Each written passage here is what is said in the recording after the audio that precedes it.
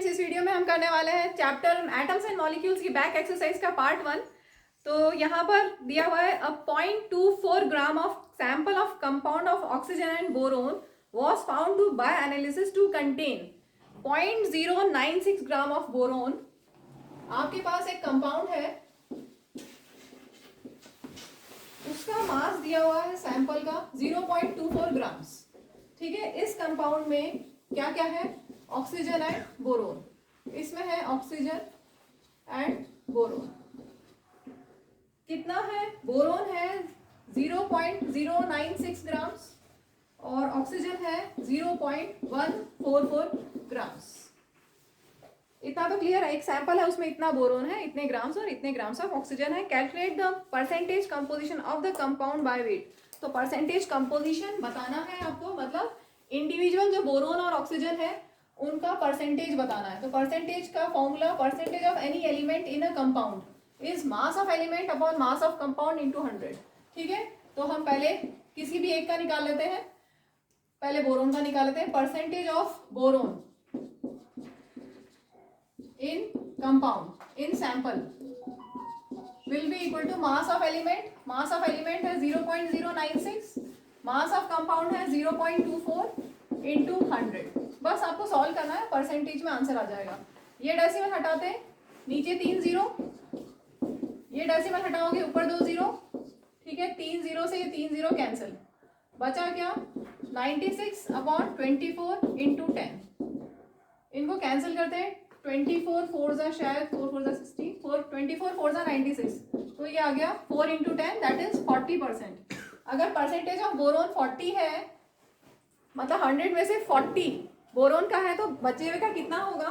60 ही होगा। Percentage of oxygen कितना होगा? अगर बोरोन 40% है, अगर बोरोन 40% है तो ऑक्सीजन 60% होगा। ठीक है, आप डायरेक्ट भी लिख सकते हैं, मैं यहाँ कैलकुलेट करके दिखा रही हूँ। चलिए अब हम परसेंटेज ऑफ ऑक्सीजन निकाल लेते हैं।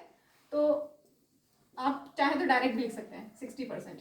मैं कैलकुलेट करके दे रही हूँ। Percentage of oxygen in compound, oxygen कितना है ग्राम्स है? 0.144 ग्राम अपॉन कितना है? मास ऑफ कंपाउंड कितना है? 0.24 और इंटू 100। ठीक है, डेसिमल हटाएंगे ये, तो इसके आगे 3 डिजिट्स है इसलिए 3 जीरो। ये डेसिमल हटाएंगे, इसके आगे 2 डिजिट्स है इसलिए 2 जीरो। ये 3 जीरो से 3 जीरो कैंसिल, बचा क्या? 144/24 इंटू 10 और इनको कैंसिल करोगे तो 6 मिलेगा आपको और ये आ गया 60%। Next question, when 3 grams of carbon is burnt in 8 gram of oxygen, 11 gram of carbon dioxide is produced. What mass of carbon dioxide will be formed when 3 gram of carbon is burnt in 50 gram of oxygen? Which law of chemical combination will govern your answer? तो देखिए, carbon और oxygen combine होते हैं, carbon dioxide gas form होती है। और हमें ये पता है, आपको प्रीवियस नॉलेज ये होनी चाहिए कि कार्बन और ऑक्सीजन CO2 फॉर्म करने के लिए 3:8 रेशियो में कंबाइन होते हैं by mass. Carbon and oxygen combine in the ratio of 3:8 by mass. ये आपकी कौन सी टेबल में दिया हुआ है? टेबल नंबर 3 पॉइंट कुछ है आपके बुक टेक्स्ट बुक में, जल्दी से देख के बताएं कौन सी टेबल में है ये? 3.4। टेबल 3.4 आपकी टेक्स्ट बुक की सारी टेबल्स 3.1, 3.2, 3, 4, 5, 6 सारी टेबल्स बहुत इंपॉर्टेंट है। सारी टेबल्स को अच्छे से याद कर लेना। ठीक है, तो ये आपको दिया हुआ है और आपने याद किया हुआ है। Carbon and oxygen combine in the ratio of 3:8 by mass. That means if 3 grams of carbon है तो 8 grams of oxygen he combine होगा। अगर मैंने इसको डबल कर दिया, कार्बन को अगर मैंने डबल कर दिया 3 2 जा तो 8 2 जा 16। ठीक है, तो ये भी डबल हो जाएगा। ठीक, अगर मैंने इसको ट्रिपल किया 3 3 जा 9 तो 8 3 जा 24 और यहाँ पर भी इंटू 3 या प्लस करके देख लो। ठीक है, तो हमेशा ये 3:8 में रेशियो में ही कंबाइन होंगे। अब यहाँ पर क्वेश्चन है कि 3 ग्राम ऑफ कार्बन हमने लिया और ऑक्सीजन हमने 50 ग्राम ले लिया, तो क्या होगा? क्या 53 ग्राम CO2 बन जाएगा? 3 प्लस, अभी तक हमने यही तो किया है, 3 + 8 11, 6 + 16 22, 9 + 24 33। तो क्या 3 + 50 53 होगा? नहीं होगा, क्योंकि ये तो 3:8 रेशियो में ही कंबाइन होना है। 3:8 रेशियो में ही कंबाइन होना है, मतलब 50 ग्राम्स में से 8 ग्राम और बचा 42 ग्राम। तो फिर 3 grams of carbon will combine with 8 gram of oxygen to form 11 gram of carbon dioxide and 42 gram of oxygen will remain unreacted. समझ में आ गया? 3 ग्राम्स ऑफ कार्बन और 8 ग्राम ऑफ ऑक्सीजन से कंबाइन होगा और जो बचा हुआ है 42 ग्राम that will remain unreacted. चलिए इसी को हम प्रॉपर फ्रेम कर देते हैं आंसर में. यहाँ पर पूछा है कि कौन कौन से लॉज हमने यहाँ पे यूज किए हैं. तो आप देखेंगे 3 + 8 करेंगे 11 होगा. ये है reactants. Carbon and oxygen are reactants. They react to give product. ठीक है, तो C और O2 ये दोनों रिएक्टेंट्स हैं. टोटल मास ऑफ रिएक्टेंट्स कितना होगा? 3 + 8 दैट इज 11 ग्राम. और प्रोडक्ट में यहाँ एक ही है, उसका मास है 11 ग्राम. तो जितना मास रिएक्टेंट्स का था उतना ही मास प्रोडक्ट का है. That means law of conservation of mass is proved. ठीक है, according to law of conservation of mass total mass of reactant is equal to total mass of product in a chemical reaction. इसमें आगे अभी बताया था just कि 3:8 by mass में की रेशियो में कंबाइन होते हैं. Carbon and oxygen combine in the ratio of 3:8 by mass. इसका मतलब this also proves the law of constant proportion. ठीक है, यही तो था लॉ ऑफ कांस्टेंट प्रोपोर्शन में कि किसी भी कंपाउंड में एलिमेंट्स कांस्टेंट रेशियो में कंबाइन होते हैं, फिक्स्ड रेशियो में कंबाइन होते हैं. सो 3 gram of carbon must combine with 8 gram of oxygen only. इसका मतलब अभी जो बताया था कि जो बचा हुआ है 50 ग्राम्स में से 8 ग्राम कंबाइन हो जाएगा और जो बचेगा 42 gram that will remain 42 grams of oxygen will remain unreacted. Moving to next question दिया हुआ है what are polyatomic ions, give examples. तो पॉलीएटॉमिक आयंस क्या होते हैं? Group of atoms carrying positive charge या negative charge, they are polyatomic ions. Example हमने ले लिए यहाँ पर अमोनियम आयन होता है NH4+. इसमें 1 एटम ऑफ नाइट्रोजन और 4 एटम्स ऑफ हाइड्रोजन है. ठीक है, इसलिए ग्रुप ऑफ एटम्स है और इस पे एक चार्ज है पॉजिटिव चार्ज, इसलिए पॉलीएटॉमिक आयन है. नेक्स्ट हाइड्रोक्साइड का सिंबल होता है OH-. ठीक है, तो इसमें 1 atom of oxygen and 1 atom of hydrogen है और नेगेटिव चार्ज है, तो group of atoms carrying negative charge. Nitrate NO3-, इसमें 1 atom of nitrogen and 3 atoms of oxygen है और नेगेटिव चार्ज है. Next hydrogen carbonate. आप बहुत सारे एग्जांपल्स दे सकते हैं, मैंने यहाँ पर कुछ ले लिए हैं समझाने के लिए. 1 atom of hydrogen, 1 atom of carbon and 3 atoms of oxygen और यहाँ पर एक नेगेटिव चार्ज है. ठीक है, सल्फेट SO4 2- और सल्फाइट SO3 2-. इस तरह से आप बहुत सारे एग्जांपल दे सकते हैं. आपकी टेक्स्ट बुक में टेबल 3.6 जो बनी हुई है उसका राइट कॉलम में दिए हुए हैं. Moving to next question, write the chemical formula of the following. तो इसके लिए आपको टेबल 3.6 अच्छे से याद होना जरूरी है. अगर वो याद नहीं है तो आप फॉर्मूले नहीं बना पाएंगे. वैसे भी टेबल 3.6 के बिना केमिस्ट्री होती नहीं है, तो वो अच्छे से याद कर लेना. हायर क्लासेस के पॉइंट ऑफ व्यू से भी वो आपको याद होना चाहिए. तो यहाँ पर है मैग्नीशियम क्लोराइड. मैग्नीशियम का सिंबल होता है Mg और अगर इसको आयनिक फॉर्म में लिखेंगे तो Mg2+. ठीक है, वैलेंसी 2. मैग्नीशियम का सिंबल Mg, एक्चुअल में Mg2+ आपने याद किया हुआ है. ठीक है, टेबल 3.6 से. और क्लोराइड सिंबल Cl और इसकी वैलेंसी 1 आपने ऐसे याद किया हुआ है, Cl1-. ठीक है, केमिकल फॉर्मूला बनाने के लिए क्या करते हैं, इनको क्रॉस मल्टीप्लाई कर देते हैं, वैलेंसीज को क्रॉस मल्टीप्लाई कर देते हैं. तो क्या बन जाएगा ये Mg1 को नहीं लिखा जाता है और Cl के साथ 2, तो ये फॉर्मूला बन गया MgCl2. Clear. Next calcium symbol Ca. Calcium actual में होता है Ca2+. ठीक है, तो वैलेंसी 2. और ऑक्साइड एक्चुअल में होता है O2-. ऑक्साइड आयन, ये कैल्शियम आयन है, ये ऑक्साइड आयन. ऑक्साइड का वैलेंसी 2-. ठीक है, तो यहाँ पर प्लस माइनस नहीं लिखा है हमने, सिर्फ डायरेक्ट ऐसे फॉर्मूला हम बना सकते हैं. Ca2O2. लेकिन हम ऐसा नहीं लिखते हैं फॉर्मूले में, हमेशा ये सिंपलेस्ट फॉर्म में होना चाहिए. 2:2 का रेशो है तो हम इसको लिखेंगे CaO. ठीक है, तो आप डायरेक्ट 2:2 को समझ के कि ये कैंसिल हो जाएगा तो ये 1:1 ratio, so formula is CaO. यहाँ पे मैं थोड़ा सा ऊपर लिख देती हूँ, नीचे दिख नहीं रहा है. कैल्शियम, इधर ऑक्सीजन का वैलेंसी 2. ठीक है, अब ये क्रॉस होगा तो Ca2O2 या आप बोल सकते हैं CaO. ठीक है, नेक्स्ट यहाँ पर दिया हुआ है कॉपर नाइट्रेट. अब कॉपर नाइट्रेट में हम कौन सा यूज करें? कॉपर की वेरिएबल वैलेंसी होती है Cu+ एंड Cu2+, क्यूप्रस और क्यूप्रिक, CuPROUS, क्यूप्रस और क्यूप्रिक. ठीक है, तो कॉपर नाइट्रेट अगर लिखा हुआ है, कॉपर नाइट्रेट को ध्यान रखेंगे, it is commonly known as cupric nitrate और कॉपर डायनाइट्रेट.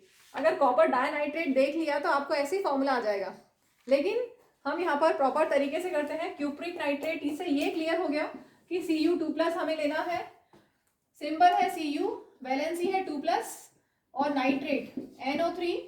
नाइट्रेट को आप कैसे लिखते हो, NO3-, अभी पॉलीएटॉमिक आयन में भी लिखा था मैंने, तो सिंबल बन गया इसका Cu1, 1 नहीं लिखा जाता, और NO3 के साथ में ट्वाइस है, इसलिए NO3 को ब्रैकेट, क्योंकि पॉलीएटॉमिक आयन है तो पॉलीएटॉमिक आयन जब लिखते हैं और उसमें ×2 करना है तो पूरा ब्रैकेट लगा के ×2 किया जाता है, ठीक है। और यहाँ से इस नेम से भी देख सकते हैं, कॉपर डाइनाइट्रेट, डाई मतलब 2 नाइट्रेट के मॉलिक्यूल्स हैं, ठीक है। कॉपर डाइनाइट्रेट भी बोल सकते हैं, कॉपर नाइट्रेट भी बोल सकते हैं, या फिर क्यूप्रिक नाइट्रेट भी बोल सकते हैं, सब एक ही चीज है। नेक्स्ट लेते हैं aluminium chloride, Al valency 3+, Al3+ होता है, और क्लोराइड का Cl1- होता है, Cl1-, ठीक है। वैलेंसी इसको क्रॉस करेंगे, Al1 नहीं लिखते, और Cl के साथ 3, ठीक है। यहाँ पर ब्रैकेट नहीं लगेगा क्योंकि सिंगल एटम Cl एक ही है, सिर्फ पॉलीएटॉमिक नहीं है, सिंगल है, इसलिए ब्रैकेट नहीं लगेगा। जब पॉलीएटॉमिक आयन होता है तब हमें ब्रैकेट लगाना पड़ता है, अगर ×2 या 3 करना है। अगर सिंगल सिर्फ 1 होता तब CO3 लिखते, लेकिन अगर ×2 करना है तो ब्रैकेट लगा के लिखना पड़ेगा। नेक्स्ट कैल्शियम कार्बोनेट, कैल्शियम होता है Ca2+, कार्बोनेट होता है CO3 2-, ठीक है। तो कैल्शियम Ca वैलेंसी 2, ये वैलेंसी 2, कार्बोनेट CO3 और वैलेंसी 2-, ठीक है। तो क्या बनेगा, Ca2 CO3 2, लेकिन क्योंकि 2 दोनों में है तो 2:2, simplest ratio 1:1, so direct formula हो जाएगा CaCO3। यहाँ पर ×2 नहीं किया, यहाँ क्योंकि यहाँ पर भी 2 था, ये भी 2 आइटम्स थे, यहाँ पर भी 2 था, इसलिए 2:2, मतलब सिंपलेस्ट रेशियो 1:1, तो CaCO3 लिख दिया बिना किसी ब्रैकेट के। Next question, name the elements, give the names of elements present in the following compounds. तो क्विक लाइम आपको कॉमन नेम दिया हुआ है, क्विक लाइम इज एक्चुअल में कैल्शियम ऑक्साइड, ठीक है। तो इसमें एलिमेंट्स क्या क्या हो गए, कैल्शियम एंड ऑक्सीजन। आपको फॉर्मूला पता होना चाहिए, अगर फॉर्मूला पता है तो एलिमेंट्स के नाम लिख सकते हो, हाइड्रोजन ब्रोमाइड H, और ब्रोमाइड के लिए Br, ठीक है। तो एलिमेंट्स क्या हो गए, hydrogen and bromine. Next is baking powder, baking powder होता है सोडियम हाइड्रोजन कार्बोनेट, क्या होता है, सोडियम हाइड्रोजन कार्बोनेट, प्लस इसमें कोई एसिड होता है टार्ट्रिक एसिड, माइल्ड एसिड होता है कोई टार्ट्रिक एसिड या साइट्रिक एसिड,